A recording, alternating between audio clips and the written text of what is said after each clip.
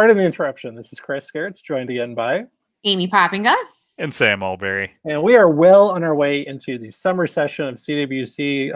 Amy and Sam, I'm kind of glad to be doing this. I wouldn't mind a break, but it is kind of nice to be back into the swing of things with CWC yet again. It is. Absolutely. The cruise, the CWC cruise ship has set sail. I guess actually we shouldn't use cruise ship. Yeah, COVID doesn't. Big discounts right now. The socially distanced CWC. Maybe we're all in our own canoes, but we're all paddling 6 feet apart so we can talk. But yeah. Okay. Yep. We've done the safety briefing. We've given everybody the overview, and now we are just like paddling north, friends. That's right. So this is, students, your first kind of, I was going to say normal webisode. I'm not sure that makes sense even in the best of times, but this is going to be a little bit more like what you can expect for webisodes. We'll be doing 2 of these per unit, and they essentially review half a unit's worth of material. So this week, we're mostly going to talk about the ancient world and then start to set up where we're headed in the second half of Unit 1 with early church. And then you'll have one more webisode before the first exam, which we will talk about a little bit more.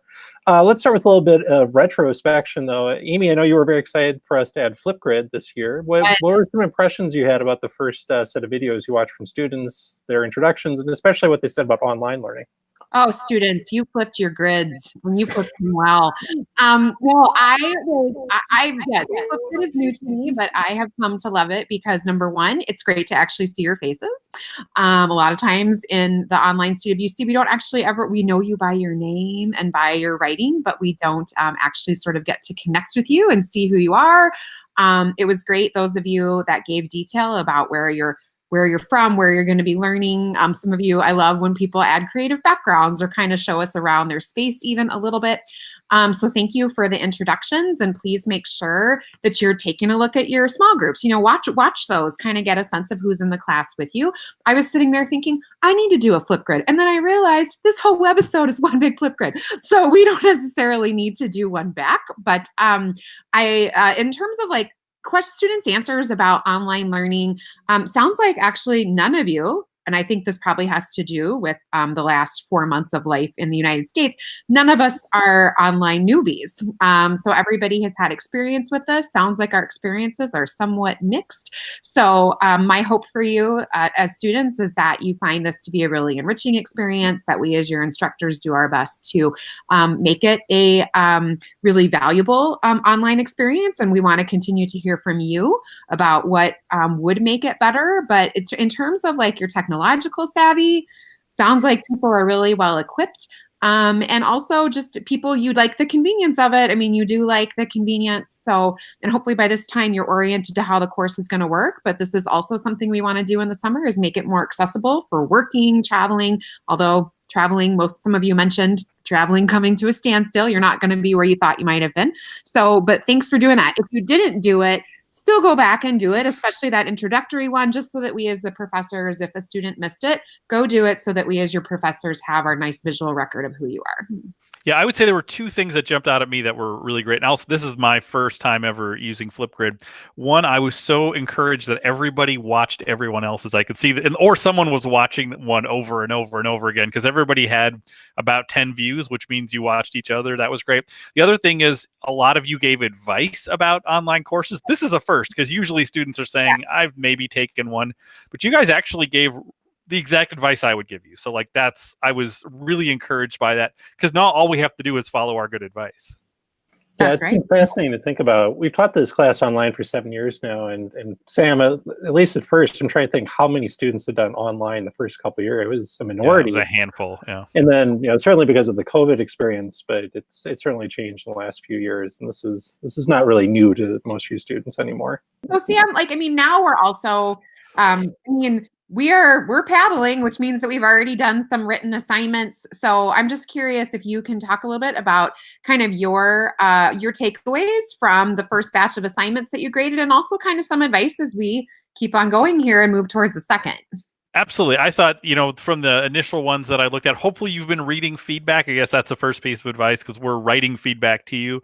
I was encouraged how many students were really interacting with the films, really interacting with the readings. So I think I wrote to a lot of folks, if they didn't use quotes from the reading, do that. I think sometimes the easiest way to get into explaining what does this person think about X, which is a lot of what these questions are, is to even just lay a big quote out there from the person where they're addressing that, and then break down, explain why you picked that quote. That's a good way to get into this. And I would say my stronger essays tended to do that. The big piece of advice I would have with writing in CWC, and we're going to talk in a little bit about already preparing for the exam. One piece of advice I would give you is that there's a difference between an answer which is correct and an answer which is complete. I don't think I had anybody who wrote answers that were incorrect. Where, I mean, what you said was good, it was fine, but a complete answer is going to go further than just, I didn't say anything that was incorrect, and move towards a complete answer is going to try to put ideas in the words of the people that we're studying. It's going to use specific details, specific examples. So the more you can do that, that's the difference between an answer that's maybe like a C answer or a low B answer, and a B+ to A answer is going to be a complete answer using details, using examples from the readings. What do you guys think as you looked at? I'm sorry, Sam. I want to add to just what you said, because I think that's all awesome. Something that I always notice, and usually maybe it takes 2 assignments, but I think we can jump in here and kind of fix it before the second assignment, is really just weigh your answer against the question. Keep looking back at the question. Did you answer all of the components of what was asked there? And then secondly, as you read your answer, think about what would the professor's next question would be. So like if you had just given that answer to me, say we're sitting at a coffee shop, I've asked you these questions, you've given me your answer. What do you think my next question would be? Because sometimes you do need to clarify just a little bit more to, as you said, drive that answer home and take it from like a B up to an A. Yeah, I think that's all very true. I think the only thing I would add is that writing requires editing. You should not expect to be able to sit down and dash off 250 perfect words that get what you're doing. Because if you take the advice that Sam and Amy just gave you, I mean, one thing you probably just heard is, oh, I have to write more. I've got to add quotations. I have to add examples. I have to answer the next question. And that's true, but we're giving you a word limit here. And I'm going to tell my students, like, you can go a little bit over that, but if you're going way over that, you're not doing the assignment. You've got to then think about, okay, how do I make space for that? How do I say what I said initially more concisely and then expand on those ideas? And so, like, it doesn't have to be a formal drafting process, but you should be going through and rewriting. And so it's not, I mean, just one of the many reasons you shouldn't put this off to the last minute then. I mean, I think that's often where students get themselves in trouble is, for whatever reason, you say, oh, it's an hour until it's due, I'll read this, I'll dash off some thoughts and call it good. And you can give maybe a correct answer, as Sam would put it, but it certainly won't be a complete answer. And, the reason we do this kind of assignment is, like, you'll do many versions of this. Like, this is not like you're writing one research paper over the semester that you get a grade on. These are all pretty small things. We're talking like a point or two here or there, and you'll get better at this as you go along. That's part of the process too. So Chris, at this point, not only have students written a couple responses, they visited their first museum, the Kevin Craig Museum of the Ancient World. As you think about that museum, do you have specific exhibits or specific items in that museum that stand out to you as significant or important or favorites? Well, I'm glad you mentioned the name, the Kevin Craig. Like, actually, my favorite thing is that before you even get to the museum, there's a picture of Kevin and a little biography. And you'll find that's true, students of all 7 museums. And I think it's worth pausing just to read who those people are, not because it's going to show up in a quiz or a test or something, but because when you take CWC, you're actually participating in this kind of generations-long Bethel experience. You know, we're teaching in a certain way, and it's changed in the last 10 to 15 years, but like, this was built by Kevin and some other professors back in the mid-'80s, and it's evolved over time, but it stayed similar over time. And in a sense, you're part of this kind of unfolding experience. You're part of the story. And so I think it's worth honoring those people by reading about them. Once you get into the museum, one thing I really like about the museums as a historian who teaches this class is that it's often easy for us to short social history and economic history. I mean, things that aren't tied to big, huge events, clear narratives, which when you're in a lecture, you kind of feel like you've got to tell a story, right? And you've got to cover the main figures, the main events. And we sometimes lose sense of the kind of context of what are these societies like? What are these cultures like? And so one of my favorite exhibits is about women's lives in Athens, which, I mean, I think it gives you a nice kind of sense of where Sophocles' character Antigone is coming from. You know, when Antigone and Ismene are talking about what it means to be a woman in Athens or in Thebes, and the first scene of the play, like, read what we have to give you about the social history of women in Athens. Look at the floor plan of that house where you cannot actually get from one side to the other unless you go out in the street. And if you're a middle-class Athenian woman, you have a slave who will go in the street, not you. Or read the trial of the man accused of murdering his wife's lover, right? And what it reveals about assumptions about gender roles and gender identity in Athens. I always find like those are really cool sources because, I mean, the hard thing as a historian is so much of the past is lost. And especially just the ordinary and mundane things that aren't going to be recorded in chronicles or have statues erected to them. How do we know what it was like to be a woman in Athens in the 5th century? You've got to work hard and find interesting kinds of archaeological and other evidence to fill that in. And so I think that's a cool thing the museums try to do. What about you two? Do you have any favorite exhibits as you've taken trips through this museum a few times? I just am going to chime in that I appreciate that students, I hope you noticed, who's working the front desk when you come into the museum, and the addition of the hand sanitizer was much appreciated. The thing that I love, and this is again the kind of thing that's harder to do in the face-to-face course, is I love the little pieces of material culture you see in there.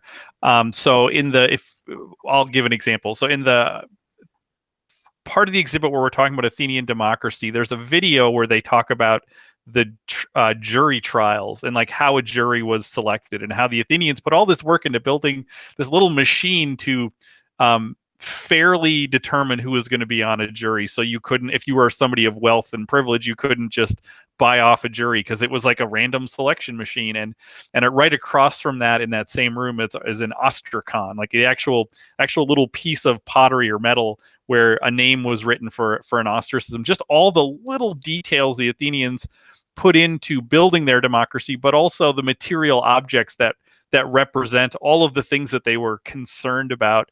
You know, as we look at any human society, I mean, the Athenians were aware of sin too. They were aware that human nature can be this corrupt thing. You can see that when you read Antigone. You can see that in the way the Greeks are trying to wrestle with that. And you have the same thing with the Romans. You have checks and balances in the Roman system because they're afraid of what humans are capable of.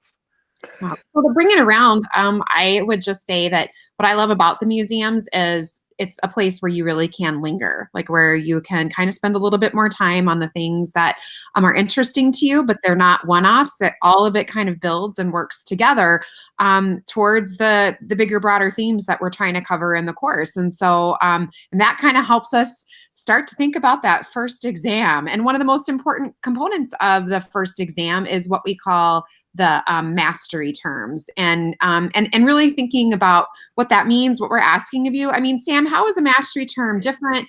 We ask students to really consider the significance. Can you kind of highlight for us what that means?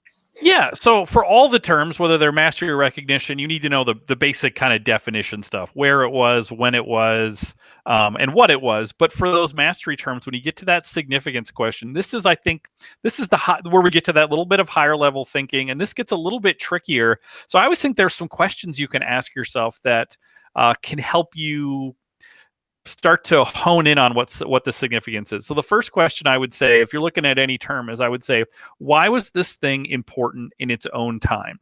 Why was it significant if it's a person, in the place that they lived, in the time that they lived? How did they impact the time they lived?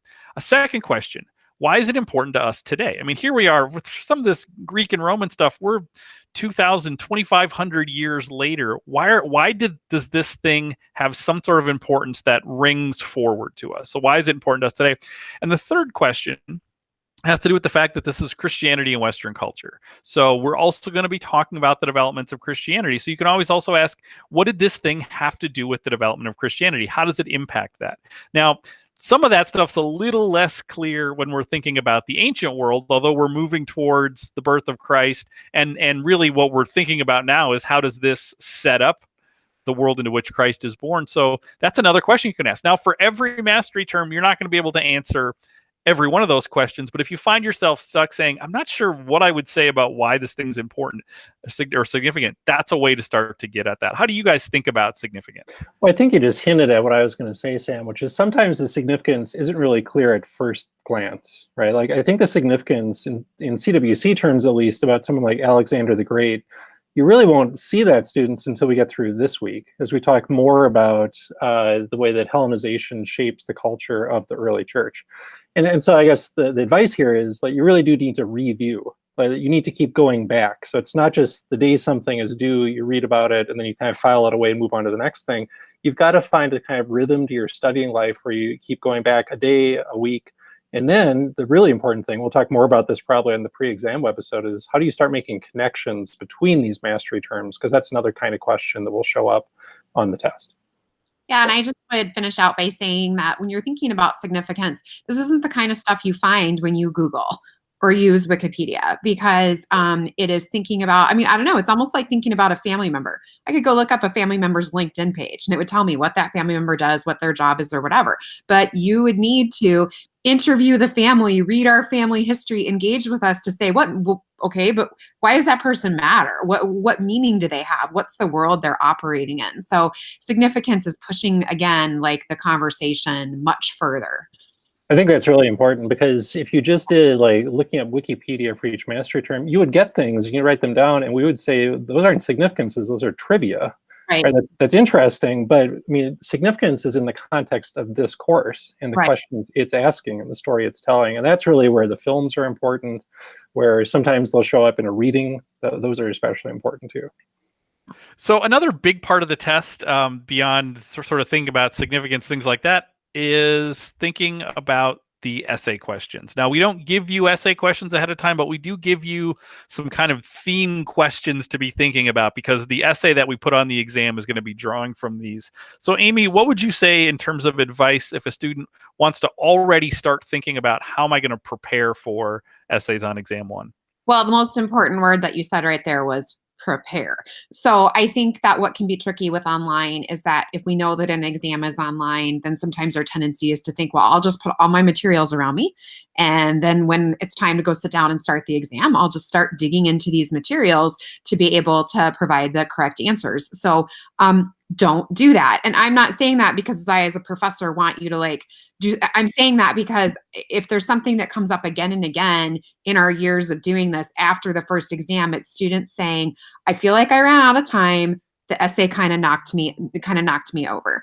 And when we explore why that is, it isn't because the essay question's too long. It isn't because the essay question is too vague. It's because pre-preparation wasn't done before you sat down to actually take the exam. So number one is look at these thematic questions and think about that.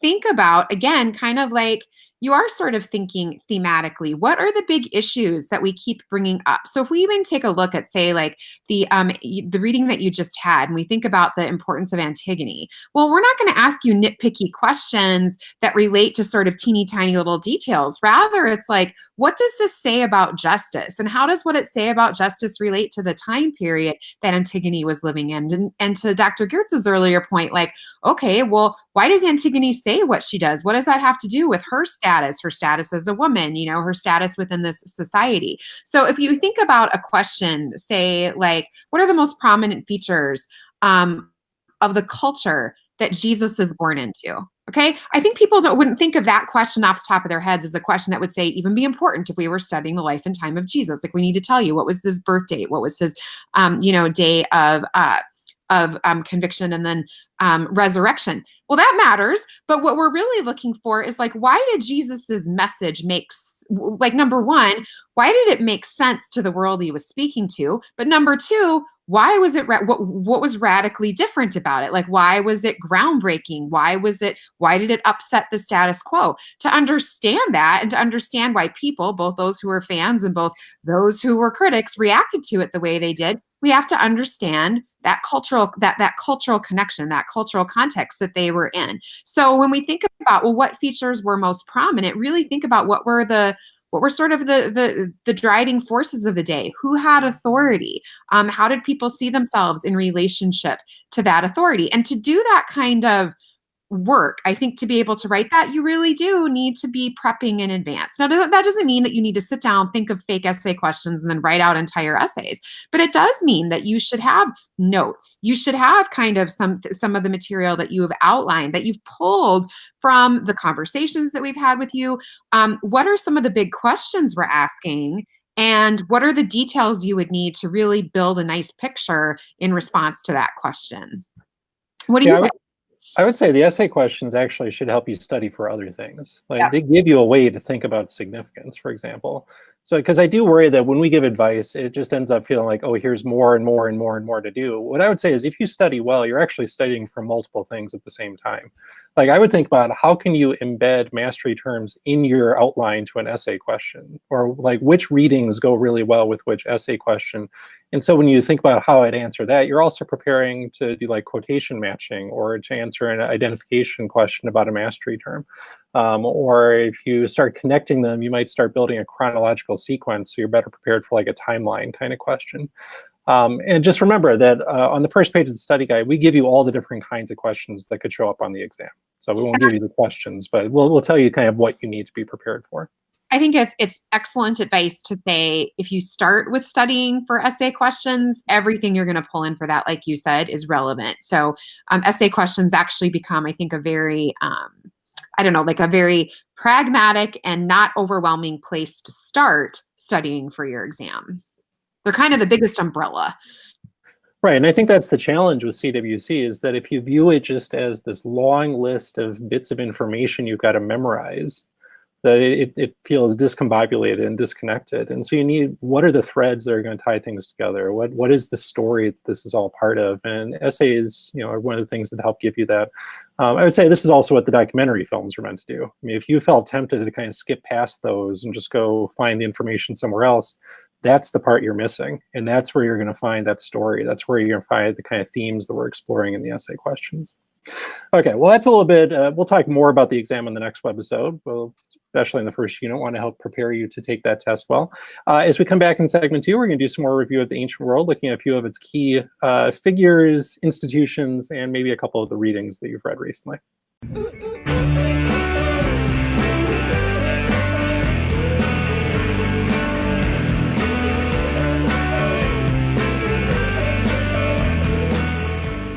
All right, students, welcome back to segment 2, where we are going to make the case. Make the case is an opportunity for us to engage particular questions in the form of argument and debate, friendly argument and debate. And the reason that we do this is because it's a great study tool for you, really. We want to work through some of the questions that we might work through if we were live face-to-face together in a small group type of discussion. Hopefully, these are actually some questions that maybe you've already even thought about. So for today, we are going to engage 3 particular questions. Dr. Gehrz and Professor Mulberry will be doing the debating. I will be sitting here in excited and also like awkward tension silence over here. But reminder that they are, this is not necessarily their personal opinions, but they are doing this as professionals for the sake of helping you learn. So, in fact, we won't even choose which position we're going to argue. We've got randomized and sealed envelopes to do this. Yes. And Dr. Gehrz, I believe those were delivered to your office this morning. You have not touched them. This is possibly correct or possibly incorrect, but the integrity of the process is beyond question, Dr. Poppinga. That's true. That is true. What's our first question? Yes. Your first question will be, who does Sophocles think is right? Antigone or Creon? Who does Sophocles think is right? Antigone or Creon? I want to own this question because I suspect students assume that it's Antigone, but I want to, by making the case, one of us will try to say that maybe it's actually up in there. So Sam, do you want my left hand or my right hand envelope? Well, I will take the sinister left hand. Yeah, I thought you would. Okay. All right, so Sam, you will be arguing the case for Creon. Do you want to go first, or you want me to start with? I'll go first, sure. Yes, please. Okay. Oh, I'm sorry. There we go.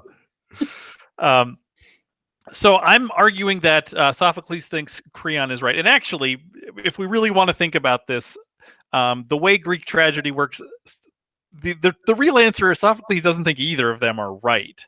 that's what makes it a tragedy. Tragedy for the Greeks means that somebody goes sort of beyond the pale. The Greek word would be huper. They go hyper. They go beyond what is right. There's a great quote from Sophocles, which I read once in a quote book, so I don't know if he actually said this, but I'm sure somewhere. But it really does summarize what this play is about. And the quote from Sophocles is, "There's a point beyond which even justice becomes unjust."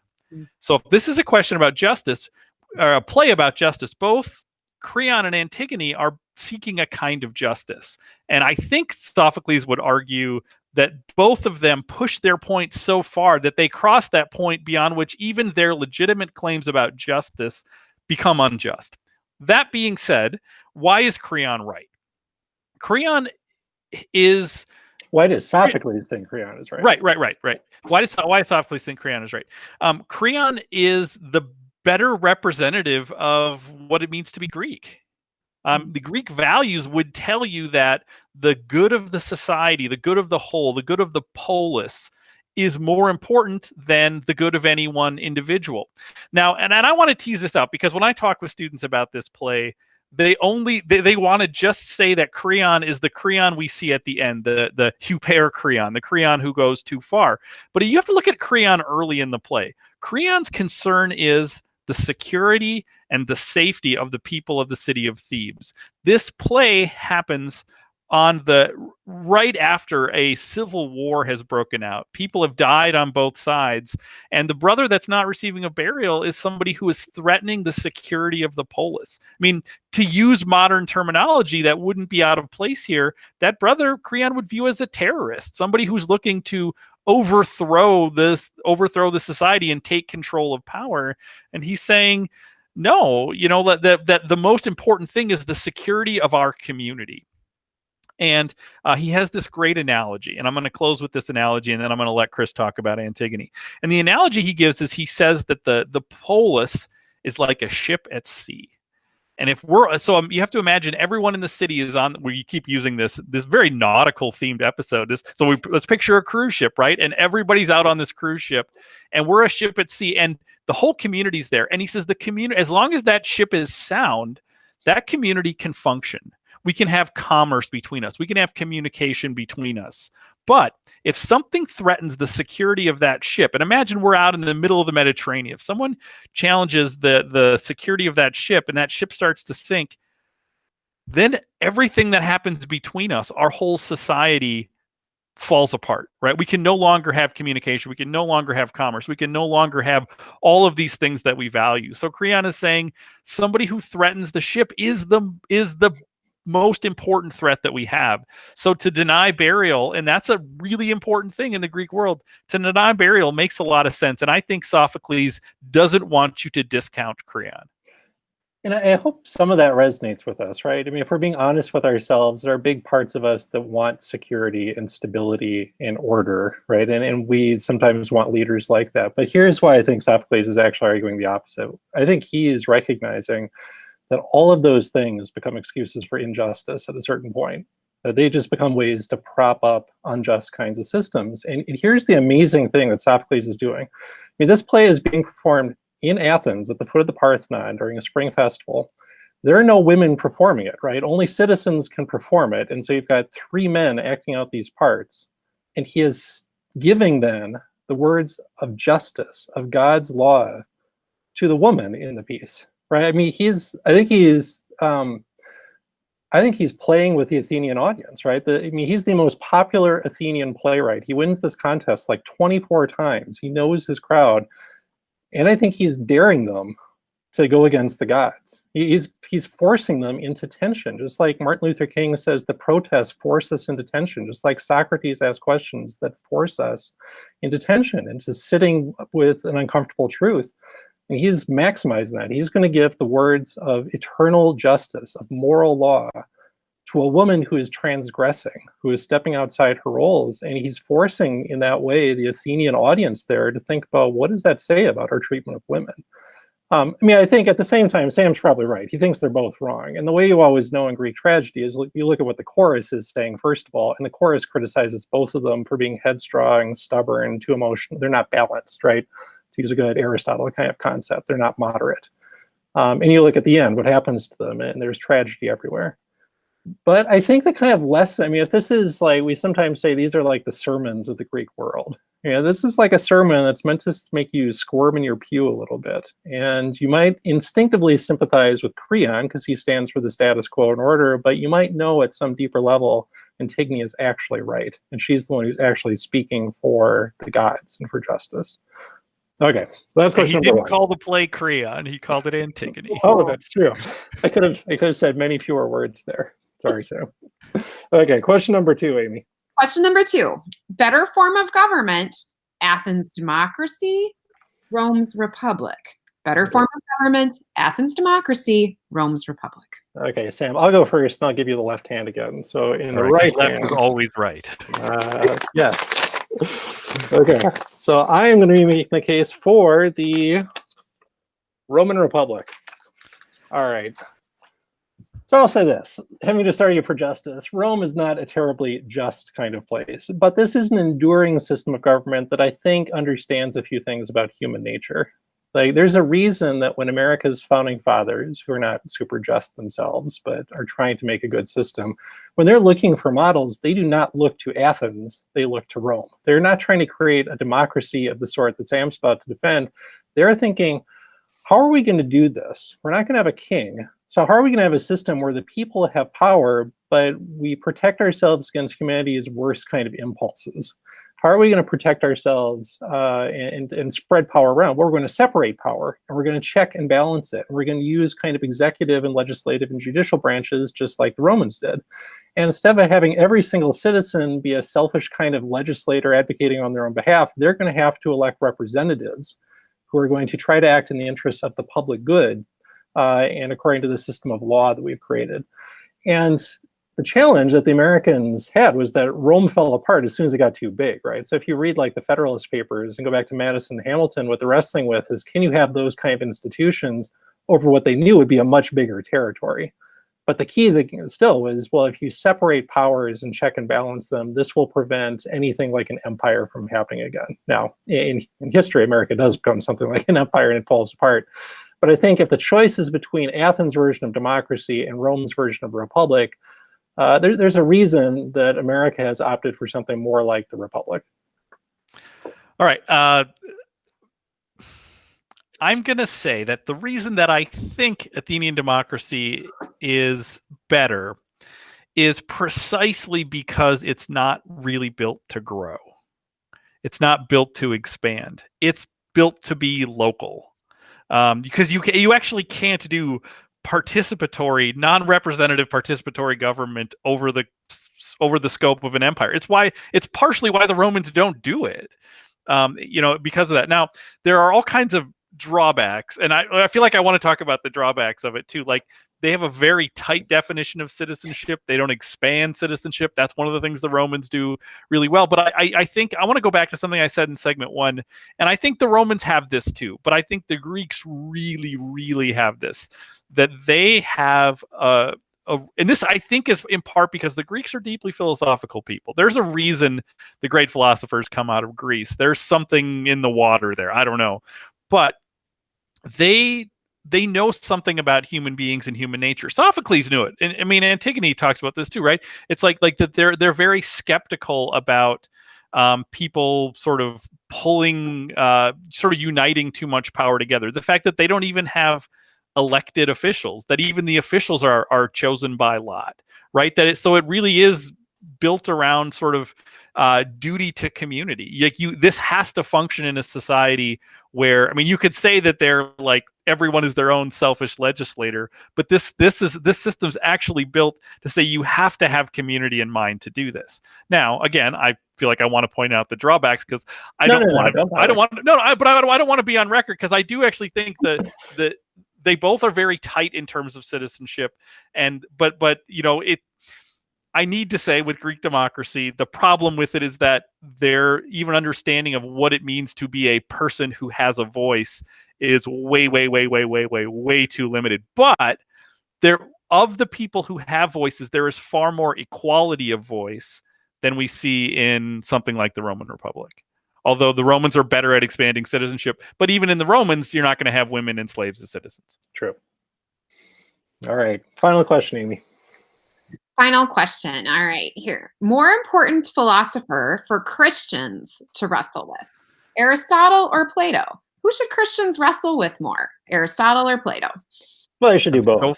I'm so fascinated to see what I get. Okay, Sam, are you going to go first, or should Plato go I'll first? go first. It's fine. Okay. Yeah. All right. Left hand again gives you. I think you kind of wanted this anyway. Oh, I haven't had Plato in a while here. Okay.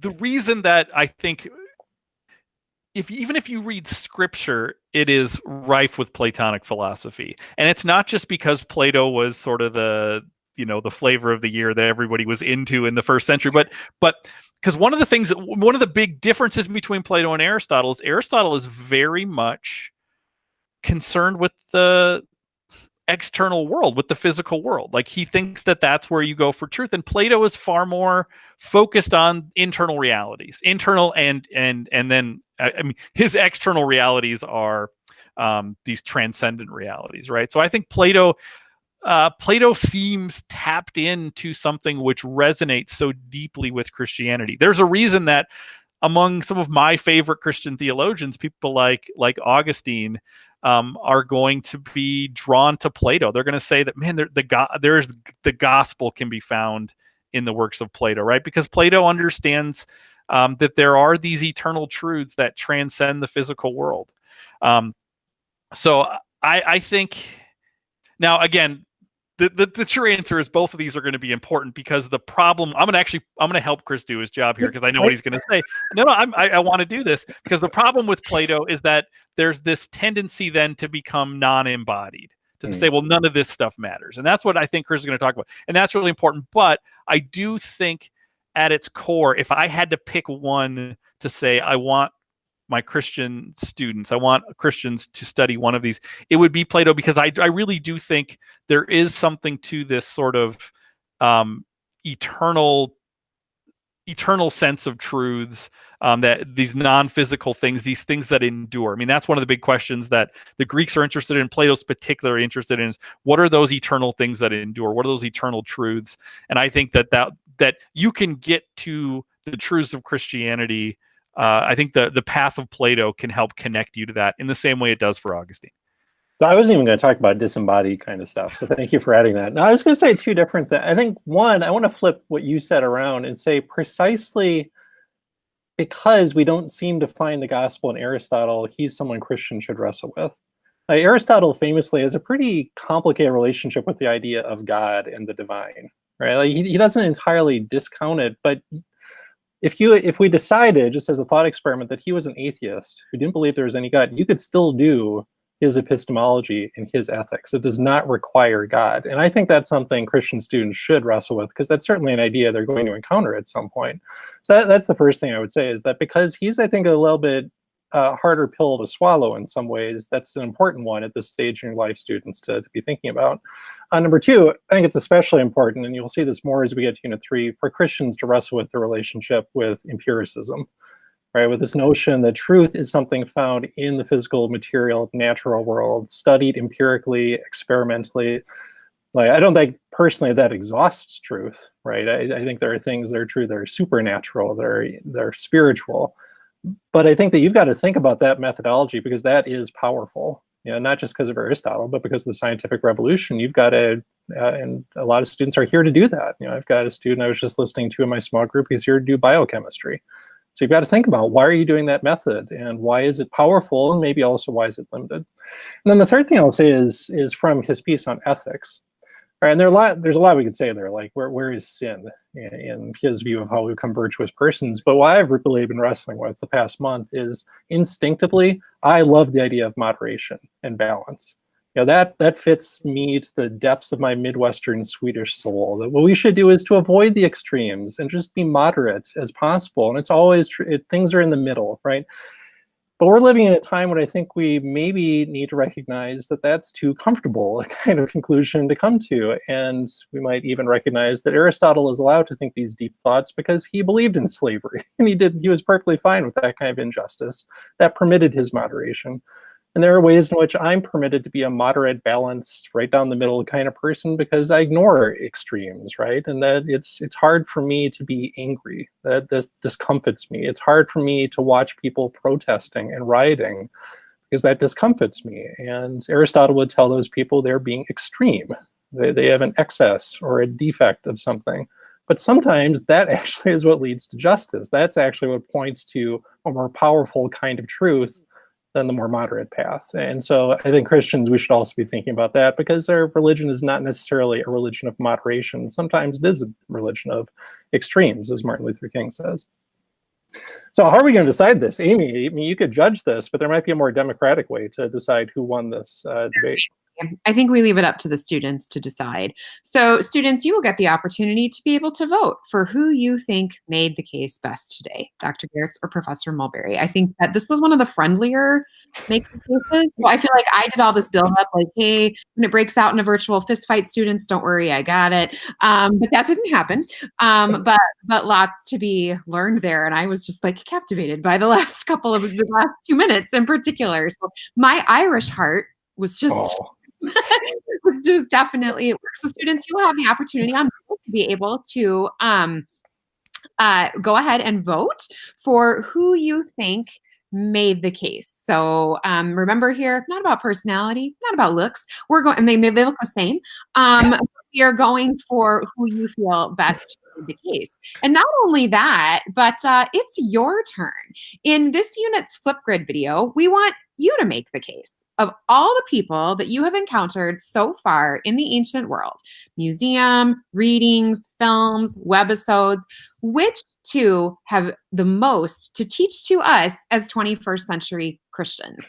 So I'm going to read that again, but it's also going to be available when you take a look at Moodle and when you're linked to your Flipgrid. But of all the people that you've encountered in the unit that we've covered this far, who do you think really has something to teach to us as Christians? And you're going to choose 2 particular people and you're going to make the case. It might even be worthwhile to watch this segment again, just to sort of see what are we looking for. So we really want you to have some, I don't know, like we want you to back up your choices with some really strong arguments for, you got to tell us a little bit about like who these people are, but then why does it matter for us today as Christians? So well done, friends. We're just trying to model a good learning and engagement. How long should the videos be, Amy? The videos should be, I'm looking, did we say how long? We did actually. I just put you on the spot to decide. Well, I'm going to say that videos will be up to 6 minutes long. So you can think of that as being 3 minutes per person. Now, some of us talk really quickly. Others of us talk more slowly. Again, kind of prep your comments before you get started. Doesn't need to be perfectly polished, but does need to be something that reflects that you've put time and energy into it. So think of that 6 minutes as you've got more like creative time to work with, but don't be nervous if you don't get to it. I just find it takes the pressure off if we give you a little bit more of a window. Are props allowed? Oh, props are encouraged. Can they make heads on sticks and hold up in front of their faces? You can make heads on sticks. You can. They do not have to, but they could. Historical cosplay, maybe? Like exactly. You can be in a particular location. You can use pets. It's always very, very, very much encouraged. So you can do whatever you want to help you make the case. So we will be the judge how well it goes, I suppose. But that was great. That was an awesome students. That was like exam review right there. So seriously, watch that again.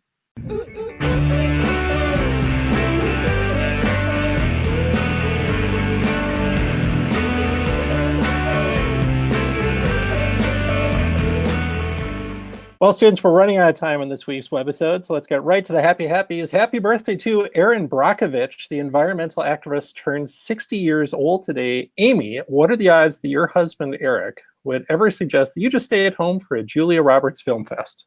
This may be the easiest question that I've ever been asked in the history of online CWC. The chances are none, nil, zero, zilch.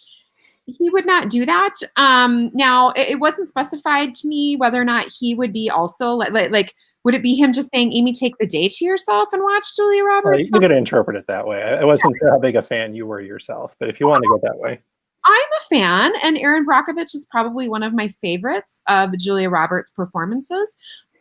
So my least favorite is Notting Hill, which is kind of a controversial thing to say. Oh, that's going to be a different make the case. Let's have that debate. Watch that again. Her character, not likable. Okay, so like good movie, great movie. Her character though, not likable at all. But no, Eric would definitely not encourage me to do that unless I was somehow being incredibly productive at the same time. So if I could watch these movies and manage to build our back deck, then yeah, maybe. But and of all the characters that Julia Roberts plays, I think Erin Brockovich would be the most helpful to me in constructing that deck. So just saying. All right. Happy anniversary to Diego Maradona. Maradona. Maradona, the Argentinian soccer player who scored a World Cup goal against England this day in 1986 on what should have been called a handball. Oh, my word. Think about this every day. Sam, are you desperate, so desperate for sports that you've been watching European soccer matches without fans? Football matches, I'd like to point out. Have you been watching European football without fans? I have not. I'm not that desperate, but I was thinking about this, and the way that I deal with the lack of sports is that I play like Stratomatic sports and sports video games. So what this made me wonder is in FIFA 21, when that video game comes out, will there be an option to play without fans? Wow. Oh, man, you went deep there. Would you be better? I just watch both of your minds blow. I mean, what would it do to your playing, Sam? Like, would you just not care as much because the fans weren't there to feed you with their energy? Yeah, like the controller wouldn't rumble during like a big free kick or anything because nobody's there. Like, will there be T-shirts that people start wearing that are like "play as if there were no fans"? Like, will it like have meaning? Will we start wearing T-shirts that say "teach as if no one's listening," and then it becomes ironic because sometimes that's what you're doing. Wow. Happy trails to Checkpoint Charlie, the iconic crossing point in the Berlin Wall, formerly closed 30 years ago today. Chris, why should CWC students want to take your fall course on the Cold War? I just wanted to early introduce the idea that we just basically use this class to promote our own later classes that people do. Like, you'll get sick of this, students, but let's go ahead and start with the Cold War. I think the main reason is because if you take the Cold War, you get to watch Soviet cartoons, which are kind of amazing. There are a couple that are done like in the style of like Warner Brothers kind of Bugs Bunny. Anyway, my other reason is I love to do this nuclear crisis simulation where students, some are the red team, the communists, and some are the Americans. They have to try to avoid world disaster. Half the time they blow up the world, half the time they come to a diplomatic settlement. My favorite time though is one of them just kidnapped the other team's ambassador and used it to blackmail the other team. So I had to write that into the rules for the next year. I think that was Eric Magnuson's year, Sam, to quote a former CWC PTI. That all sounds a lot more fun last summer. Okay, yeah. Like things have gotten pretty dark. So yeah, I don't know how I'm going to do that either. With social distancing, the simulation might be very hard to pull off. So yeah, the cartoons, I guess, is my answer. Okay, well, that was a pretty good webisode. I think we'll do even better next time because, of course. So would you say it was correct but not complete? That's right. I don't know. It's pretty long, so I don't know how much more we could add to it at this point. But students, remember, you've got a few things to do. You have a Flipgrid video in which you talk about, you make the case, so to speak, for the two people from the ancient world you've encountered that you think we in the 21st century has the most to learn from. Please do vote for Sam or for me on our version of Make the Case. And of course, Sam, they can always send us email. How do they do that? s-mulberry@bethel.edu, and we would love to hear from you because I mean you can shape what we talk about on this show if you email us with questions, things you want to hear us talk about. Yeah, especially as we get closer to the exam, because we will do one more webisode the day before the exam. So the exam is June 30th. Next webisode is on Monday the 29th, and there will be no assignment with that. That'll just be a review webisode.